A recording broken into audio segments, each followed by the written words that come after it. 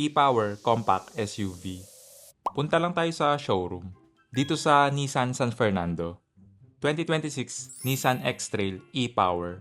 Yung price, 2,290,000 pesos.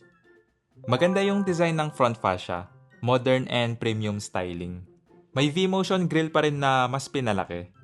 Naka-split LED headlights with DRL. Wala nga lang fog light, pero may air vent naman for aerodynamics. May front camera, gloss black yung side mirror cover. May camera for 360 view. Equipped ng blind spot monitor. Naka two-tone or black roof. Hindi lang ako sure sa ibang color kung ganito rin. 19-inch alloy wheels. Naka-disc brake sa front and rear. Medyo mataas na rin yung ground clearance. Equipped ng keyless or smart entry. Check natin yung interior. Black leather seats. Power seat adjustment sa driver. Same sa front passenger. Gusto ko tong bagong design ng key fob. Mas maporma siya compare sa dati. Sa door panel, soft touch. Soft leather naman sa armrest. Equipped ng ambient lighting. Power window switch na automatic. Leather wrap steering wheel. Naka-electric power steering na to, kaya magaan yung feel. Tilt and telescopic adjust yung steering column. Full screen na yung instrument cluster. Push start ignition. Pagdating sa visibility, okay naman, medyo mataas yung ride height. Kitang-kita pa rin yung hood.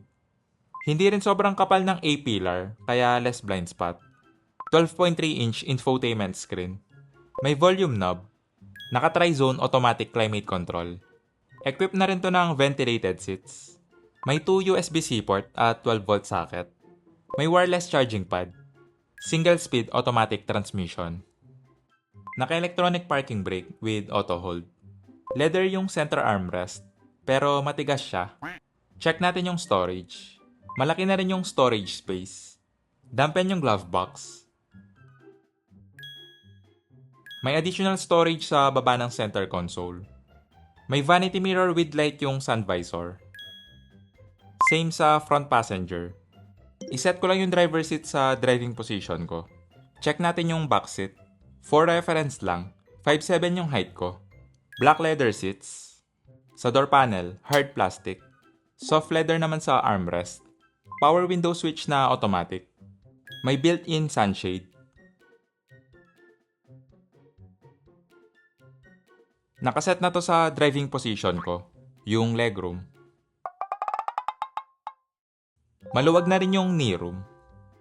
Yung foot space, makakapag-stretch ka pa. May slide adjustment kung gusto mo lang bawasan yung legroom. Hindi nga lang flat yung floor, medyo mataas din yung hump. May AC vent with temperature control at 2 USB port. Yung headroom, nasa 4 to 5 inches pa. Okay naman yung sitting position, hindi siya upright or 90 degrees. Kasi reclining seat naman to. Equipped din to ng panoramic sunroof. Check natin yung cargo space. Maganda yung design ng rear end, modern and clean look.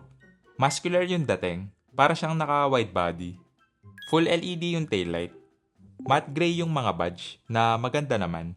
Parang okay din to, para iba sa chrome or gloss black. May reverse camera, parking sensor. Okay lang yung image quality ng camera, malinaw na rin. Equipped to ng hands-free power tailgate.